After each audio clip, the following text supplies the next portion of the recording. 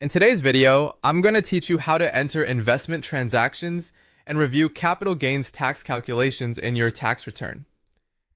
To get started, open the Investments and Savings section of your tax software. This is the area where you report activity related to stocks, mutual funds, cryptocurrency, and other investment sales. If you've sold any assets during the tax year, this is where you'll enter the details so the program can calculate the correct tax treatment for you. Once you're in the section, begin entering your investment transactions.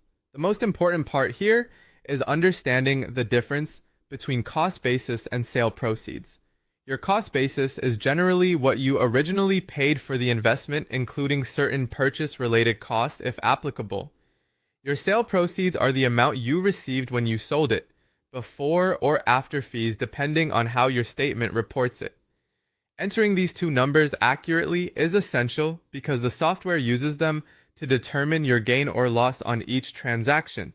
As you input each sale, take your time and compare the information carefully with your brokerage statement or tax form.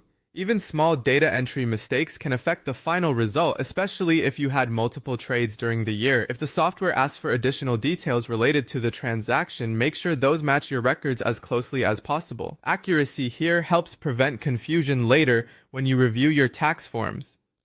After your transactions have been entered, move on to the review stage and check the auto-calculated capital gains taxes on Schedule D. This form is used to summarize your capital gains and losses for the year, and it helps determine how those investment sales affect your overall tax return. The software will typically pull the numbers you entered and organize them automatically, which saves time and reduces manual calculation errors. When reviewing Schedule D, look closely to make sure the gains and losses appear reasonable based on your entries. If something looks off, go back and double-check the cost basis and sale proceeds for each transaction. A mismatch in either figure can change the tax calculation significantly.